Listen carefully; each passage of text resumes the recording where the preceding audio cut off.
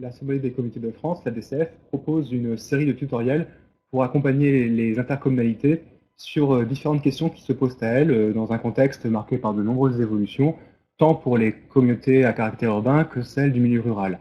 Alors, ces vidéos sont réalisées en partenariat avec le cabinet Landau et Associés et avec les moyens techniques du réseau Ideal Connaissance. Chaque vidéo a vocation à aborder un point en particulier. Et nous vous proposons ici la question du devenir des syndicats lors d'une évolution de périmètre de communauté, hormis la question des syndicats d'eau et d'assainissement qui font l'objet d'un tutoriel spécifique. Alors, lorsque l'on a une fusion, on a tout un régime d'harmonisation des compétences, avec des délais spécifiques, avec de nombreuses manières de jouer pour adapter sur mesure le sort de ces compétences. Pour cela, nous ne saurions trop vous recommander de voir d'une part le tutoriel ADCF, cabinet d'avocats Landau associé avec les moyens d'Ideal Connaissance, sur les compétences en cas de fusion, mais d'autre part, de regarder également l'autre tutoriel sur les hypothèses quant au sort de ces compétences et la gestion de ces compétences, notamment territorialisées. Donc il y a bien deux tutoriels à voir. Maintenant, il n'en demeure pas moins qu'il y a tout un mécanique de transfert de compétences qui vont avoir un impact sur les syndicats. Mais il y a également une autre mécanique qui est celle de la montée en parallèle de toutes les compétences communautaires obligatoires en matière de développement économique, en matière d'action comme de zone, 2017, en matière de gens du voyage, 2017, en matière de collecte des ordures ménagères, 2017, pour une partie de la politique commerciale en matière intercommunautaire définie par l'intercommunautaire en 2017, avec quelques subtilités, en matière de PLUI, 2017, oui, mais avec une option de refus, le possible, en matière de gestion des milieux aquatiques et prévention des inondations, 1er janvier 2018, en matière d'eau et d'assainissement, au plus tard, au 1er janvier 2020. Face à toute cette avalanche de compétences à gérer lors des fusions ou des extensions de périmètre, mais aussi au fil de ce roulement continu de transfert de compétences de par la loi vers les communautés, se pose la question de la superposition entre les communautés et, dont le périmètre évolue, et les syndicats existants. Regardons tout d'abord donc dans ce tutoriel les règles qui s'appliquent en la matière hors eau et assainissement. Première hypothèse, nous sommes une communauté de communes. Alors, nous sommes une petite commune et puis donc le syndicat, première hypothèse de périmètre, le syndicat a maintenant le même périmètre exactement que celui de la communauté de communes. Il y a donc concordance de périmètre entre les deux. Dans ce cas-là, le syndicat est dissous de plein droit, qu'il exerce des compétences qui sont celles de la communauté de communes ou qui ne sont pas celles de la communauté de communes. Deuxième hypothèse, c'est celle d'un syndicat qui se trouverait complètement inclus dans le périmètre de la communauté de communes, mais ce périmètre communautaire est plus large que celui du syndicat. Il le dépasse. Auquel cas, la communauté de communes se substitue au syndicat pour les seules compétences qu'elle, communauté de communes, exerce. Ça veut dire que le syndicat peut se maintenir à un périmètre plus petit que celui de la communauté de communes s'il exerce des compétences que la communauté de communes n'exerce pas. Et puis on a enfin d'autres hypothèses qui donnent lieu à un mécanisme de représentation-substitution. C'est d'abord l'hypothèse dans laquelle le périmètre de la communauté et celui du syndicat se chevauchent, et il n'y a pas un périmètre qui englobe l'autre où les deux périmètres se superposent. Donc la communauté est incluse par exemple dans un syndicat plus large, et donc deuxième hypothèse, la communauté est complètement incluse dans ce périmètre du syndicat plus large. Auquel cas, la communauté se substitue à ces communes membres qui adhéraient à ce syndicat grâce au mécanisme de représentation-substitution. Elle remplace ces communes membres-là au sein du comité syndical. Les compétences en matière d'eau et d'assainissement donnent lieu à des dispositions dérogatoires qui feront l'objet d'un tutoriel spécifique à ces questions-là. Nous avons là les règles qui sont celles des comités de communes. Ces règles sont un peu différentes pour les comités d'agglomération. Lorsqu'il y a identité de périmètre entre la communauté et le syndicat est là aussi dissous de plein droit, qu'il s'agisse de compétences exercées par la communauté ou par le syndicat avant cette situation-là. Et puis lorsque le syndicat est lui-même inclus en totalité dans la communauté, là aussi, il y a substitution de plein droit de la communauté pour les seules compétences qu'elle-même exerce. La communauté devient membre du syndicat pour ces seules compétences-là. Le syndicat, non, excusez-moi, bon, il faut recommencer. À quel moment? Sinon, voilà, on coupera et tu reprends seulement à partir de Ah oui, pour les cas du syndicat des qui agglos, oui. est ou pour l'agglo, oui, si tu veux. Et je ferai une coupure. D'accord. Je ferai un montage. Dans le cas, Oui, bien sûr. Pardon, excuse-moi. Quand tu veux. dans le cas des communautés d'agglomération, les règles sont un peu différentes. On retrouve le cas d'une identité de périmètre entre le périmètre de la communauté et celui du syndicat, qui donne lieu à une dissolution automatique du syndicat, y compris si le syndicat exerçait jusque-là des compétences qui n'avaient pas été transférées à la communauté. Autre hypothèse, celle dans laquelle le syndicat est inclus en totalité au sein de la communauté. Dans ce cas-là, la communauté se substitue au syndicat, mais cette fois-ci pour les seules compétences qu'elle-même exerce, et le syndicat peut être maintenu pour des compétences qui ne sont pas transférées à la communauté d'agglomération. Et puis, nous avons différents cas de figure, notamment lorsqu'il y a une évolution de périmètre à ce niveau-là. Et dans le cas toujours donc, des communautés d'agglomération ou des communautés urbaines, on a maintenant des cas, des situations différenciées selon les procédures où nous nous trouvons. Alors, première hypothèse, nous sommes avec un syndicat qui comprend des communes de la communauté, mais qui comprend aussi des communes hors communauté.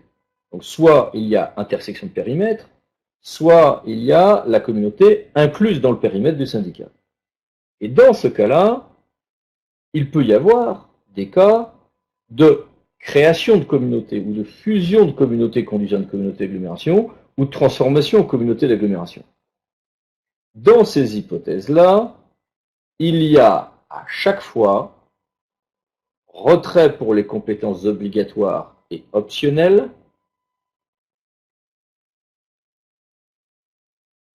et représentation-substitution pour les compétences facultatives,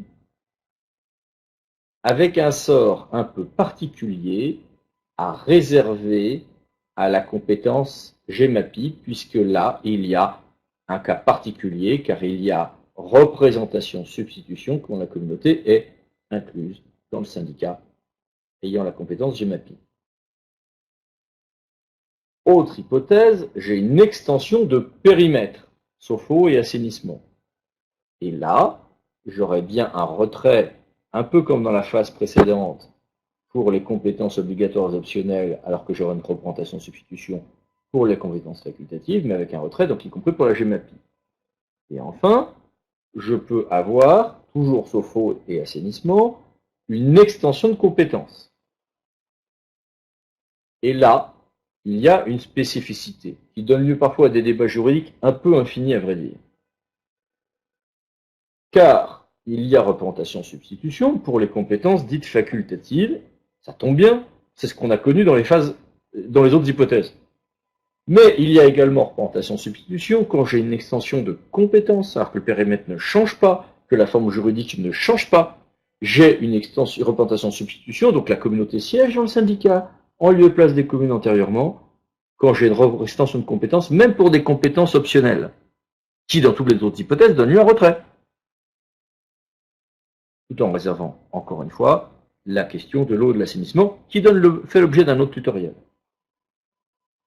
Donc si on se résume, on a une situation compliquée, mais qui conduit presque toujours à la disparition du syndicat, qui conduit toujours à la disparition du syndicat qui a le même périmètre que la communauté, au fait qu'on enlève ces compétences données deux fois, à la fois au syndicat et à la communauté, si le syndicat est plus petit que la communauté géographiquement.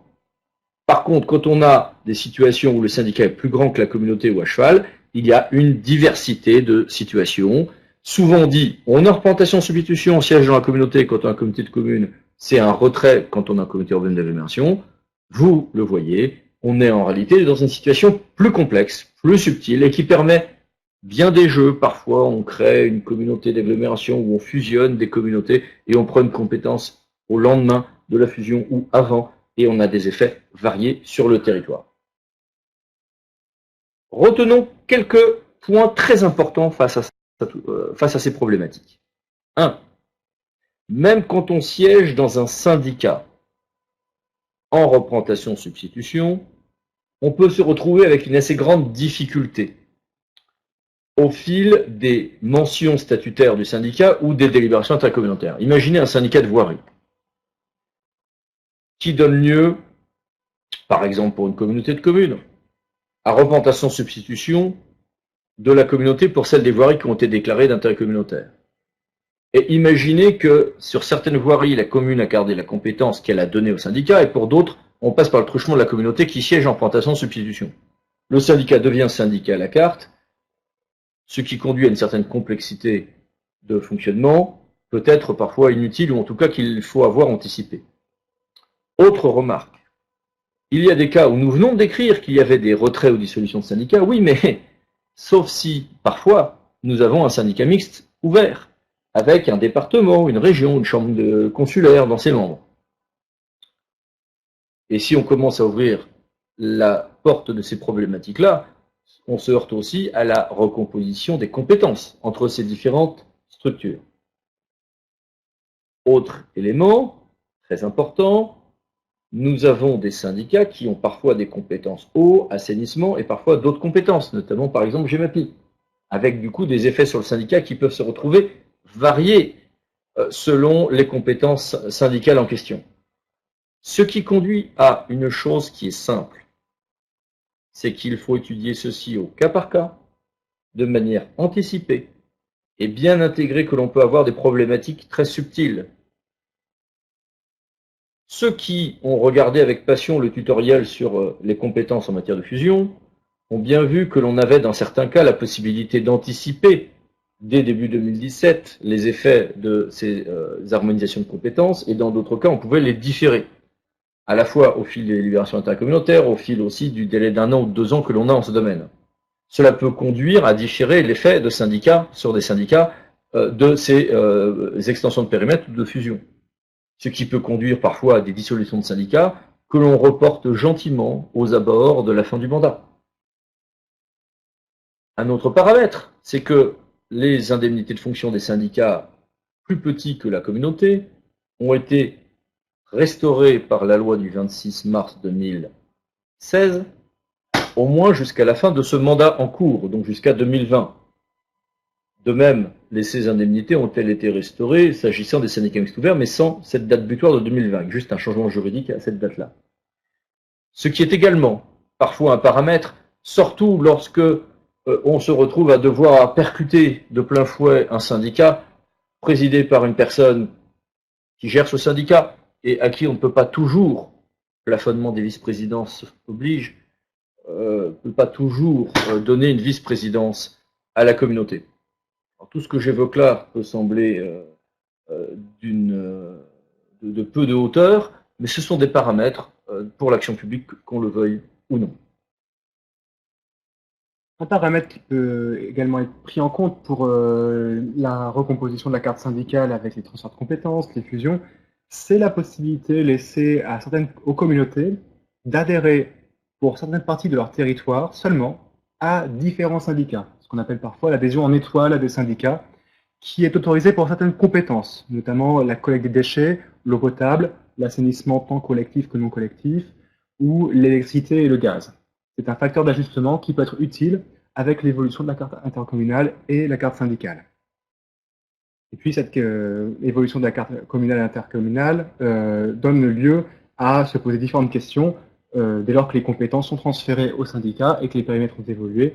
Il s'agit de questions qui ont trait notamment au transfert des personnels, des contrats et des biens. En retenant que des règles là aussi spécifiques existent pour l'eau et l'assainissement la GEMAPI, aussi bien au titre du droit des GEMAPI que de l'article L5261. Donc, liste de points à travailler, cela sera évoqué dans de très nombreux tutoriels de la DCF et du cabinet Landau associé en lien avec les moyens de l'idéal connaissance. Transfert de personnel, des biens, des contrats, étagement dans le temps de l'harmonisation des contrats, harmonisation ou non des contrats et des tarifs, avec la possibilité de faire des zones tarifaires dans des conditions juridiquement un peu plus souples qu'on ne le croit parfois, bien travailler sur l'impact des syndicats, nous venons de l'évoquer, mais également regarder s'il y a des changements juridiques et financiers par des effets de seuil, par exemple, pour l'assainissement singulièrement, un transfert des contentieux ou non, avec des règles qui donneront lieu à un tutoriel spécifique sur ce point, qui peut là aussi être assez amusant si on l'anticipe et assez enquiquinant si on ne l'a pas anticipé.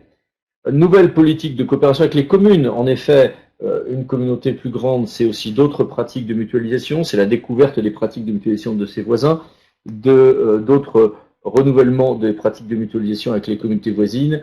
Ce peuvent être aussi des cas de territorialisation des pratiques de mutualisation ou de transfert de compétences qui conduisent à un travail extrêmement important. Dans ce cadre-là, il arrive que l'on ait du coup des dissolutions de syndicats. Mais justement, souvent, ce qui était géré par des syndicats dont on se retrait ou qui sont dissous, peuvent devenir des zonages de compétences, peuvent devenir parfois des compétences que l'on finit, in fine, par rétrocéder aux communes avec mutualisation, par zone de services communs. C'est un grand classique pour certains syndicats très techniques, mais qui ont le même périmètre que la future grande communauté, mais où on veut continuer à gérer, par exemple, regroupement pédagogique par regroupement pédagogique. Pour prendre un exemple très classique, ou certaines lignes de transport, voilà. On a également toute une batterie de cas où on dissout un syndicat, mais parfois on le recrée, par exemple dans le domaine de l'action sociale, par un groupement de coordination sociale et médico-sociale, ou autres. Différentes solutions existent, ou des SPL parfois, pour lesquels il importe évidemment de garder des solutions simples et opérationnelles, et de garder les solutions complexes pour les situations vraiment très complexes. Mais parfois on est très content aussi d'avoir ces solutions sous la main, à la condition de les avoir découvertes avec ses consultants ou avocats préférés, avec la DCF et avec les tutoriels que vous avez eu le courage de regarder, et on vous en remercie. Et ça vous propose d'autres tutoriels en rapport avec cette question de l'évolution de la carte intercommunale et syndicale. La suite de cette tutoriel sur cette fois-ci l'évolution des périmètres et leurs incidences sur les syndicats en matière d'eau et d'assainissement. Un tutoriel en rapport avec les compétences lors d'une fusion. Et puis un tutoriel sur les différents scénarios d'évolution des compétences, de leur exercice, de leur territorialisation après une fusion de communautés.